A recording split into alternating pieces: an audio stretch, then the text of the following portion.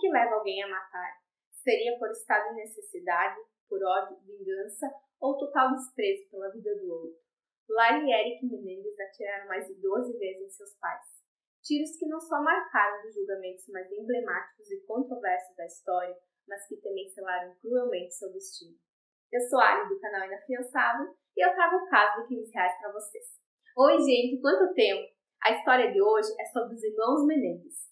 Esse caso ele é um dos mais midiáticos da história dos Estados Unidos. E isso tem a ver com o status da família, com o dinheiro que eles tinham. E eu também acho que ele ganhou essa proporção gigantesca por causa da forma como as coisas aconteceram. Eu sei que muitos de vocês já ouviram falar sobre ele e outros não. Então, antes de começarmos, eu peço que vocês curtam esse vídeo, se inscrevam no canal, comentem, compartilhem, deem dicas e me digam aqui embaixo o que vocês acharam desse vídeo, tá? E não se esqueçam de deixarem sugestões de novos casos que vocês gostariam que eu trouxesse aqui para vocês. Preparados? Então, vamos pro caso. A história da família começou quando José Henrique Menendez, pai de Lyle e Eric, se mudou de Cuba para os Estados Unidos no início da Revolução Cubana, quando tinha 16 anos. O José, ele era muito inteligente. Eu digo que é até audacioso. E desde criança, ele já era aquela pessoa com uma personalidade bem forte, embora isso nem sempre seja algo bom. Em Illinois, já na universidade, ele escolheu o curso de contabilidade. E já nos primeiros anos, ele conheceu a sua esposa, a Mary Louise Anderson, que era conhecida como Kitty, e viria se tornar a mãe dos seus filhos. Eu consegui a informação que ela se formou em licenciatura, mas qual delas eu não sei. Muito se fala da carreira do pai e pouco se fala da mãe. Os dois, eles se casaram em 1963 e em 10 de janeiro de 1968 nasceu o Lyle, o primeiro filho do casal. Os primeiros anos do Lyle foram mais tranquilos, embora ninguém poderá afirmar isso com muita certeza. Depois do nascimento dele, a Kitty, ela decidiu largar o seu emprego e 2 anos depois, em 27 de novembro de 1970, nasceu o Eric, o filho mais novo. Nessa época, eles se mudaram de Nova York para Nova Jersey. E quanto mais o tempo passava, mais o José crescia profissionalmente e mais ricos eles ficavam. Ele era dono de uma produtora audiovisual que teve algumas transformações conforme a tecnologia avançava, e ele chegou a produzir filmes de grande sucesso, como A Bruxa de Blair, O Massacre da Serra Elétrica, Coração Satânico, e inclusive a sua produtora, ela tinha contratos com grandes nomes de Hollywood. E eu trago essas informações para vocês, para a gente ter noção do quanto essa empresa ela era grande e do dinheiro que o José acumulava ao longo do tempo. Os filhos, eles sempre estudaram em escolas caríssimas, eles frequentavam a alta sociedade desde que nasceram, e em um primeiro momento a gente pode até pensar que era a vida que todo mundo queria, né? Mas será mesmo? Será que a vida do outro ela é sempre melhor que a nossa? Quando eles já eram quase adolescentes, o Lyle e o Eric eles começaram a invadir a casa dos vizinhos. E que vale falar que eram grandes mansões. E eles furtavam algumas coisas. Eles faziam uma bagunça gigantesca e eles desapareciam do nada, por pura diversão. Como essa história ela começou a se espalhar pela vizinhança e na escola, a família ela não queria manchar a sua reputação. E então eles decidiram se mudar para Beverly Hills, o que não é ruim, né? Beverly Hills é um local assim que para morar não basta ser rico, tu precisava ter muito mais coisas. Tu precisava ser muito bem visto na comunidade, tu precisava trabalhar com alguma caridade de alguma forma, ser aquele modelo de família americana, sabe? De capa de revista. E da porta para fora, a família Menendez, ela era isso e tudo mais. O pai José, ele era uma pessoa assim extremamente rígida, que beirava a tirania. Muito exigente, ele queria que os seus filhos fossem grandes exemplos e que se destacassem em tudo que faziam. Mas tinha um grande detalhe nisso aí. Ninguém poderia ser melhor que ele, em absolutamente nada. Nos Estados Unidos, tem mais chance de entrar para melhores universidades quando a pessoa ela se destaca nos esportes. Tem muitos filmes por aí que falam sobre isso. Então o Eric, que era o filho mais novo, quando ele tinha seus 10, 11 anos de idade, ele começou a treinar tênis. E ele vinha se destacando nesse esporte, assim como seu pai. O Eric, ele chegou a ficar em 44º lugar nos Estados Unidos no ranking geral de jovens com menos de 18 anos. E ele estava crescendo cada vez mais. Ele participava de campeonatos nacionais e viajava para fora do país para participar de diversos torneios. O Lyle, a informação que eu consegui, é que ele não gostava muito de esportes, que era o filho mais velho. Então, quando ele fez 18 anos, ele saiu de casa e ele foi para a universidade. E o Eric continuou morando na casa dos pais lá em Beverly Hills. Até que no dia 20 de agosto de 1989, tudo mudou. Absolutamente tudo. Foi inesperado o que aconteceu. Para algumas pessoas sim, para outras nem tanto. Era domingo quando o casal, José e Kitty, assistiam televisão e foram surpreendidos com mais de 12 tiros de espingarda. As balas perfuraram seus rostos, peito e os seus corpos, e os dois chegaram a ficar irreconhecíveis. A Kitty, que era mãe, ela foi a que levou mais tiros, e o pai, ele quase foi decapitado com um dos disparos. E tu consegue imaginar como foi? Em Beverly Hills não existia, pelo menos até então, esse tipo de crime. Era um lugar assim muito seguro, tinha muita segurança. E acontece algo assim, desse jeito, onde uma das vítimas, inclusive, ela era uma pessoa assim muito bem vista naquela comunidade. A Kitty, ela passava os seus dias fazendo trabalho social. Por isso que eu falei para vocês antes da filantropia. A população ali das mansões ficou horrorizada com aquele crime. Mas como que as coisas aconteceram? Segundo a versão dos filhos, era noite nesse domingo quando os irmãos chegaram em casa. Eles abriram a porta e se depararam com toda aquela situação. Dos seus pais baleados e uma confusão na mansão gigantesca. A sala, ela estava assim toda revirada. E tudo indicava que poderia ter havido um roubo, ou até talvez um latrocínio, não sei nem se existe esse tipo penal lá. O que aconteceu foi que o Lyle ligou desesperado para a polícia para contar o que ele e o irmão encontraram quando haviam voltado no cinema. E logo chegou diversos carros da polícia e tudo ficava cada vez mais confuso. A notícia ela se espalhou muito rápido e a cobertura desses crimes e o desenrolar dessa história já começou a passar em programas de televisão, com cobertura midiática ao vivo. E a primeira linha de investigação era que os crimes poderiam ter acontecido por causa do trabalho do pai. Até cogitaram a hipótese de que pudesse ter sido a máfia, que lá tudo é máfia, né? Todo mundo é mafioso. E eles ficaram nessa teoria, na verdade, por muitos meses. E em 6 meses, os irmãos, eles gastaram quase $1 milhão da herança que eles receberam dos pais. O valor total em 1969 que eles herdaram era de $14 milhões. Se hoje já é muito dinheiro, tu imagina o que significava ter isso há 35 anos atrás. Mas como é que os irmãos gastaram toda essa fortuna? Eles compraram relógios, um deles até comprou um restaurante, eles compraram carros, eles fizeram viagens, eles não passaram vontade. Tudo que eles não tiveram quando os pais estavam vivos, agora eles tinham. O Eric, que era o filho mais novo, ele estava em Israel participando de um campeonato de tênis quando a casa caiu. Era dia 8 de março de 1990, quando Lyle, que estava nos Estados Unidos, foi preso. 3 dias depois, o Eric também foi quando retornou para lá. Mas eles foram presos do nada, inclusive o que teria motivado a prisão deles. Segundo a polícia, os irmãos eles faziam parte de uma linha de investigação do homicídio dos pais, isso desde o início. E o comportamento deles pós-mortes indicavam, pelo menos para a polícia, que os irmãos se beneficiariam da herança que iam receber, e por isso teriam assassinado os pais, e que o luto deles teria sido muito raso para quem havia perdido familiares daquela forma tão brutal. Mas isso é muito pessoal, né? Principalmente o luto. Cada um age e sente as coisas de uma forma. Mas só isso. A polícia acusou eles de um crime tão bárbaro, de um crime tão brutal, somente com essas informações? Não, mas eu já trago elas para vocês. Os irmãos, eles chegaram aí para julgamento. E quanto mais se mexe ali nas coisas, mais coisa aparece, né? Eu apresentei um panorama geral para vocês do que aconteceu. Isso foi proposital. No que a gente vai entrar agora, nesse momento, é um assunto extremamente delicado e que, inclusive, pode despertar gatilhos em você. Então, a investigação ela acabou concluindo que os irmãos tinham matado os pais e que a motivação seria financeira. E que tudo isso tinha sido planejado, inclusive o álibi deles, que era o cinema. Mas a polícia acabou descobrindo que eles tinham comprado 2 espingardas 2 dias antes, com nomes falsos, e ainda concluíram que eles teriam ido para o cinema depois dos assassinatos. Eu acho até que eles foram assistir o filme do Batman, se eu não estou enganada. E tudo isso foi corroborado com provas, tá? Ainda encontraram filmagem de um dos irmãos comprando as armas. Além disso, algo assim surpreendente aconteceu, algo totalmente assim que ninguém esperava.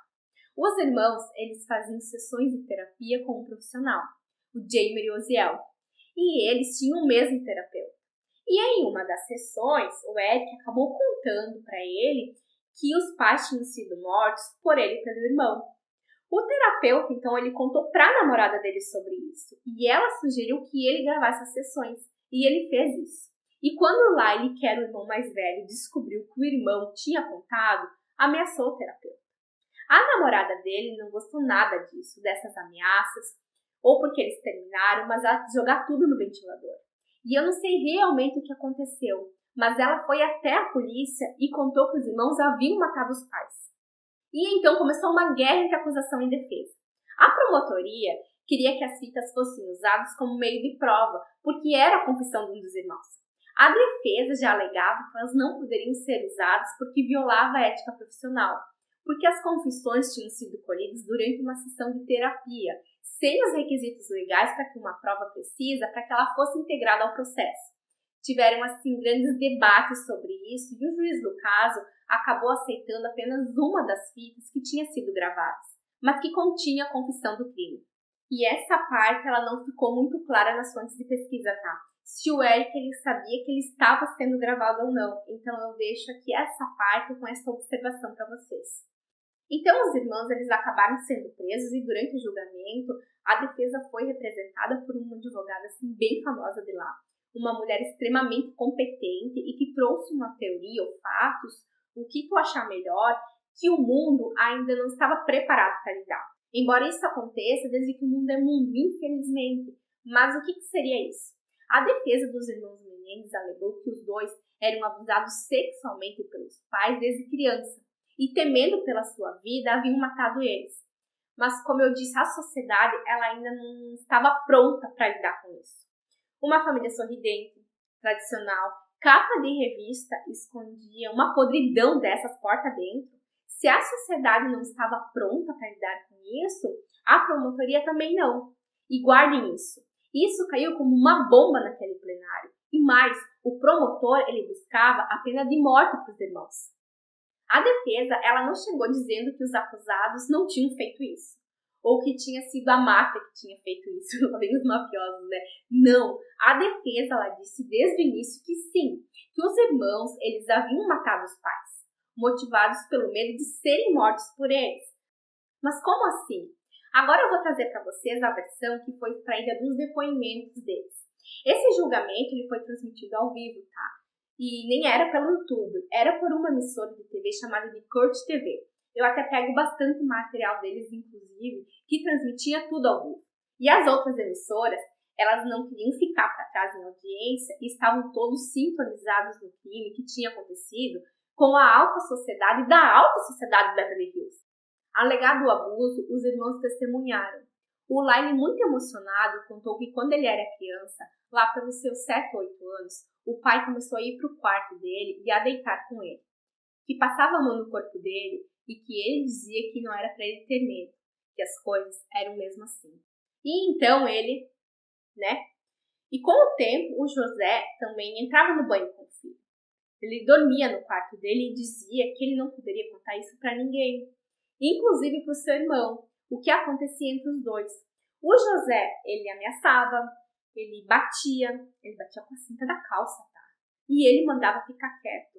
Isso aconteceu por aproximadamente 2 anos. E depois disso, o filho mais novo, o Eric, é que começou a passar por isso, até os seus 18 anos. Foi uma vida inteira de abusos. E o José, ele era uma pessoa assim tão desgraçada, mas tão desgraçada, que ele não permitia que os seus filhos se aproximassem do outro. Ele não queria que os dois desenvolvessem uma relação de amizade mais íntima, assim. Porque ele tinha medo que um contava para o outro o que eles passavam. Ele era uma pessoa assim muito manipuladora, muito agressiva. Ele era realmente um escrotão nojento. Aí tu pode me perguntar, pode até falar que eles alegariam qualquer coisa para eles não serem condenados à morte. Que eles poderiam estar inventando tudo isso aí. Talvez. Mas se não existissem testemunhas e provas que poderiam dar veracidade e corroborar com todas essas alegações. mas algumas delas, infelizmente, chegaram muito tarde. Mas e a mãe, Ali? Ela não via nada, ela não sabia de nada, ela ficava só fazendo caridade da porta para fora? Sim, infelizmente sim. Vocês nunca vão me ver passando pano para abusador, inclusive para pai e mãe, que poderia e deveria defender o filho de uma coisa dessas e nada faz. Nas fontes de pesquisa desse vídeo, eu encontrei que a mãe, ela também abusava deles. Que quando o Lyle ele parou de ser abusado pelo pai, ele começou pela mãe.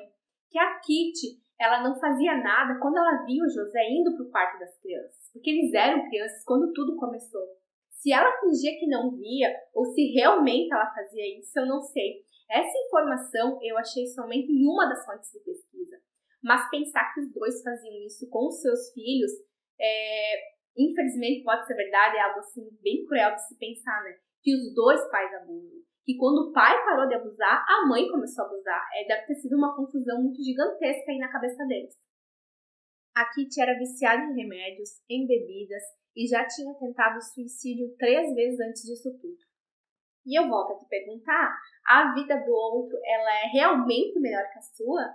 Dentro daquele contexto que eu trouxe para vocês antes. Provas, testemunhos, vamos lá. Um dos irmãos do José, que era tio dos meninos, disse que ele batia muito neles.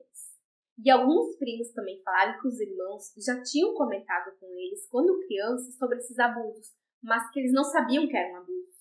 E um dos irmãos até pediu para uma das primas se o pai dela também fazia isso com ela.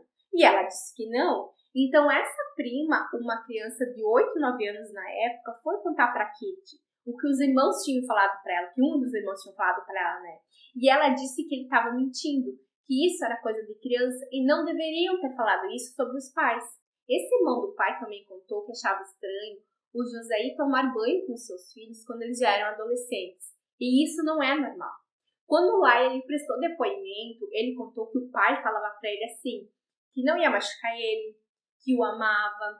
Quando o Eric, depois, durante o julgamento, chegou a faltar voz, ele não conseguia pronunciar direito as palavras. E a emoção que se via ali era algo assim que não poderia ser fingido, pelo menos foi a impressão que eu tive. Uma das teses da promotoria é que eles poderiam ter saído de casa a qualquer momento e que eles tinham comprado as espingardas com nomes falsos, premeditando o crime. E que eles tinham recolhido os cartuchos das balas do local e que eles não corriam risco de...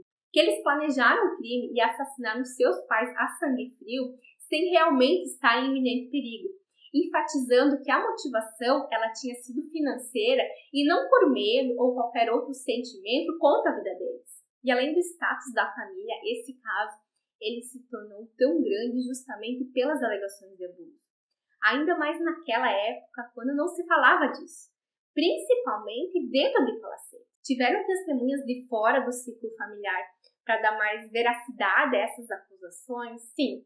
Pessoas que trabalhavam para a família e isso incluía os responsáveis pela limpeza, pelo jardim, pela alimentação deles, que presenciavam as mais diversas agressões físicas.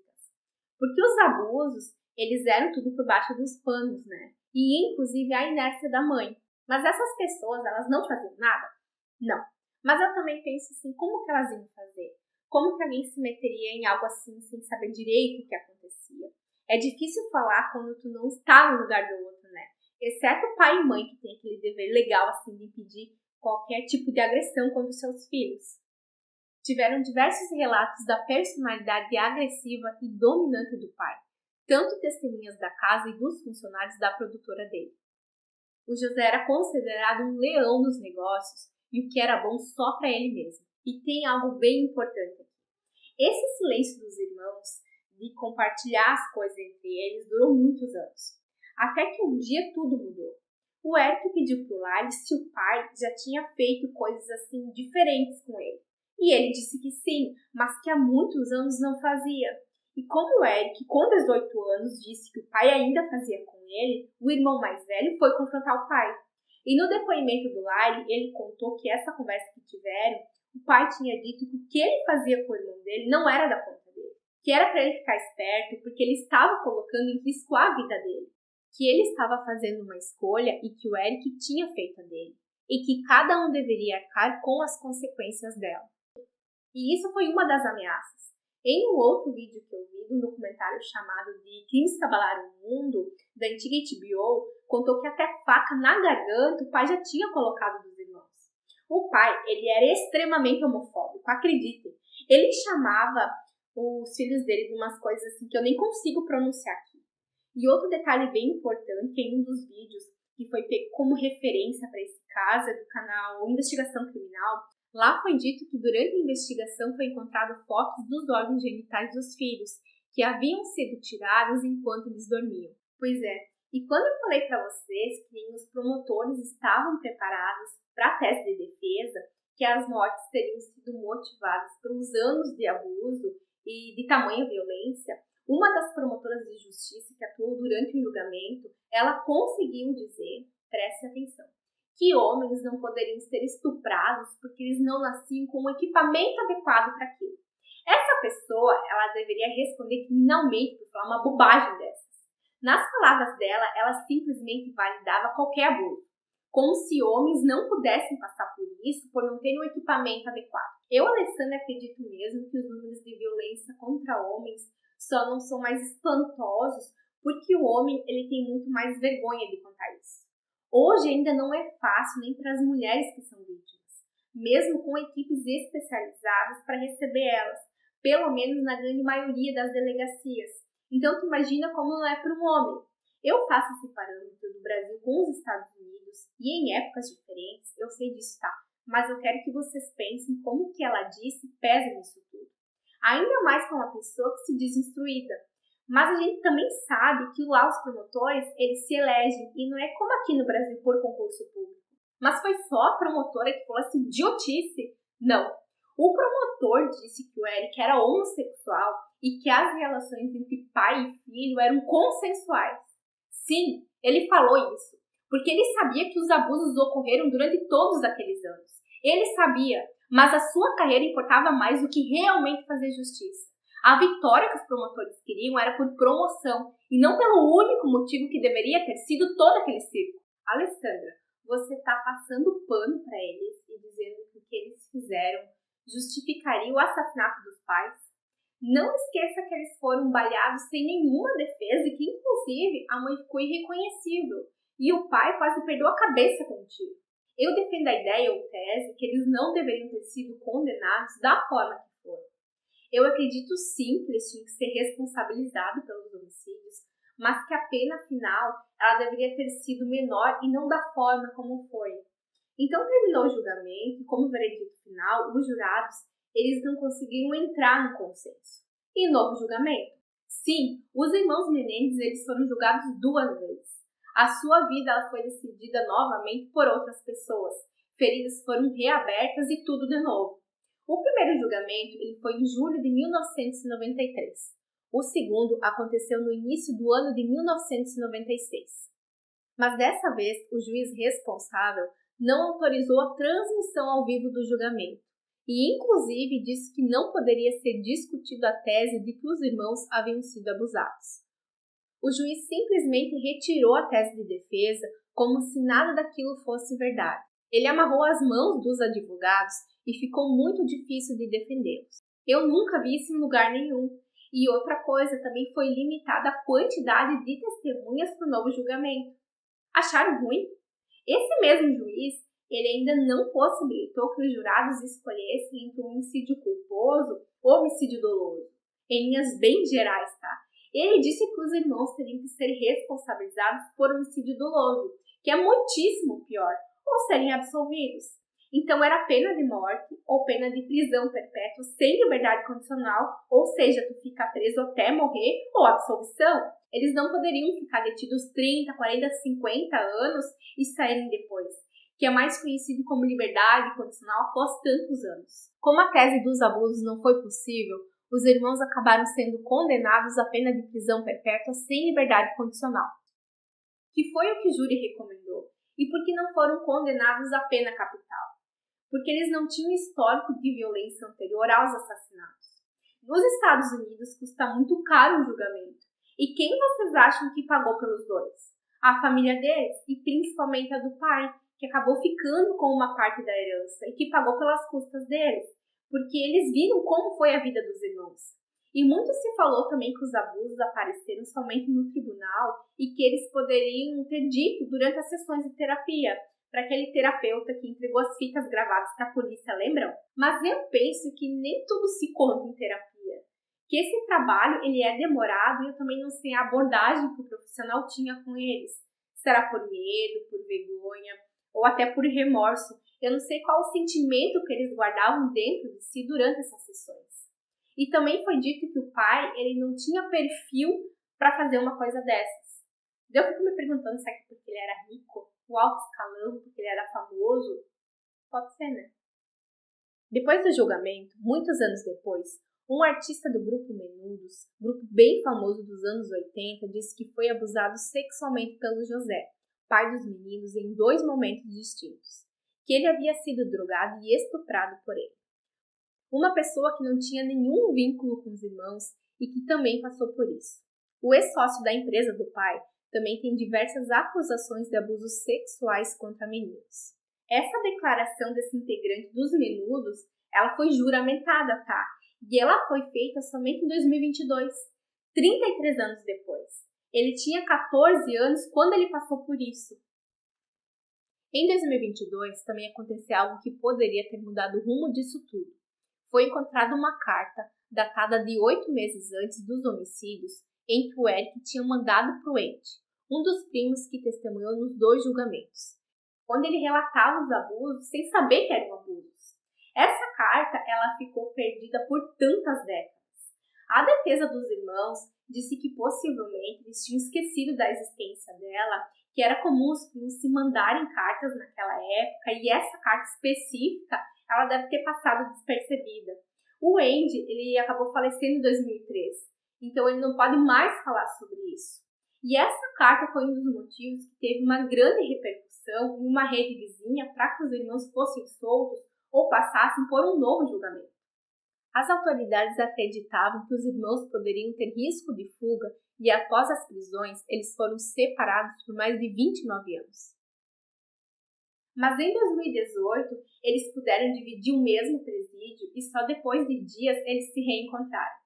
Quem viu diz que a emoção entre eles foi gigantesca e que eles se abraçaram e choraram muito. Por quase 30 anos, eles só se comunicavam com cartas. Eles chegaram a casar na prisão, um deles até se divorciou e depois casou de novo. Afinal, 35 anos já se passaram desde que tudo aconteceu.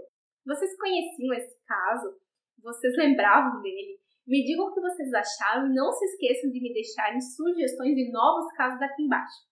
Eu espero que vocês tenham gostado, que vocês tenham curtido esse vídeo e se inscrito aqui no canal. Grande beijo, até logo, fui!